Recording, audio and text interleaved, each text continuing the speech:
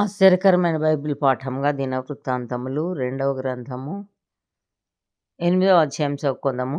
సొలొమోను యెహోవా మందిరమును తన నగరును కట్టించిన 20 సంవత్సరముల కాలము తీరిన తర్వాత హీరాము తనకిచ్చిన పట్టణములను సొలొమోను కట్టించి వాటిలో ఇశ్రాయేలీలను కాపురముంచెను.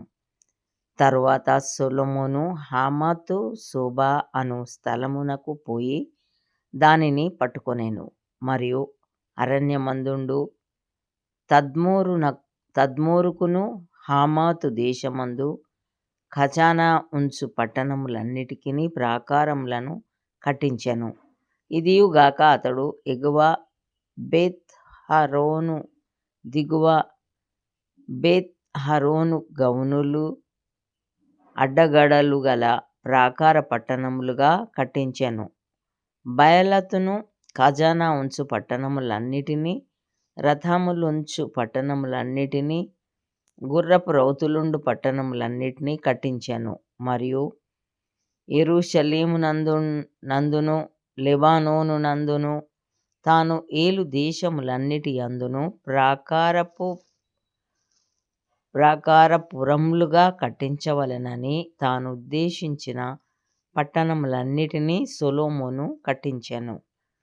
ఇశ్రాయేలీల సంబంధులు కాని హిత్తీయులలో నుండియు, అమోరీయులలో నుండియు, పెరిజ్జీయులలో నుండియు, హివ్వీయులలో నుండియు, యెబూసీయులలో నుండియు శేషించి ఉన్న సకల జనులను ఇశ్రాయేలీయులు నాశనము చేయక వదిలివేసిన ఆయా జనుల సంతతి వారిని సొలొమోను నేటి వరకును తనకు వెట్టి పనులు చేయువారినిగా చేసుకొని ఉండెను.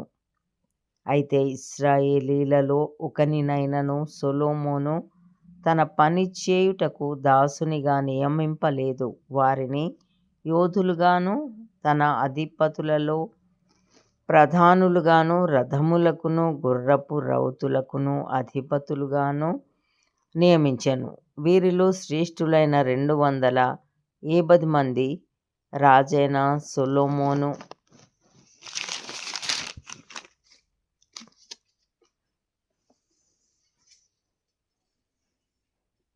క్రింద అధిపతులై ప్రజల మీద అధికారులై ఉండిరి. ఇశ్రాయేలీల రాజైన దావీదు నగరునందు నా భార్య నివాసం చేయవలదు.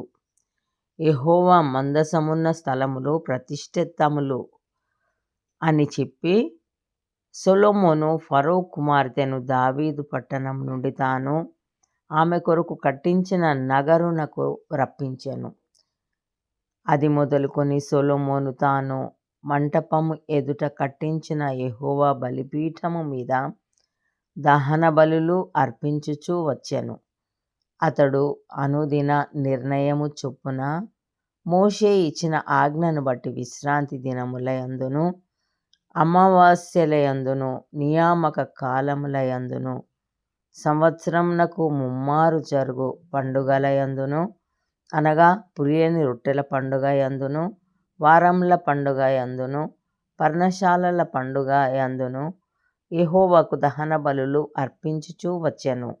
అతడు తన తండ్రి అయిన దావీదు చేసిన నిర్ణయమును బట్టి వారి వారి సేవా ధర్మములను జరుపుకొనుటకై వారి వారి వంతుల చొప్పున యాజకులను వారి సేవకులను కట్టడను బట్టి అనుదినమున యాజకుల సముఖమున స్తుతి చేయుటకును, ఉపచారకులుగా ఉండుటకును వంతుల చొప్పున లేవీయులను ద్వారములన్నిటి దగ్గర కావలియుండుటకై వారి వారి వంతుల చొప్పున ద్వారపాలకులను నియమించెను.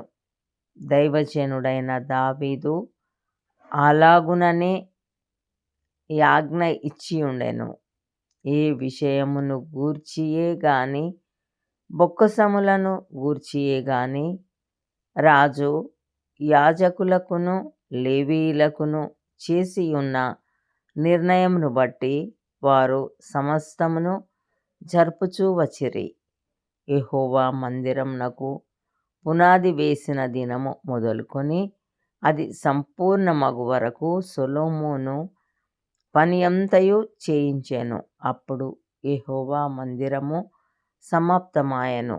సొలొమోను ఎదోము దేశం యొక్క సముద్రపు దరినున్న ఎసోన్గెబెరునకును ఏలతునకును పోగా, హీరాము తన పనివారి ద్వారా ఓడలను ఓడ నడుపుటయందు యుక్తిగల పనివారిని పంపెను.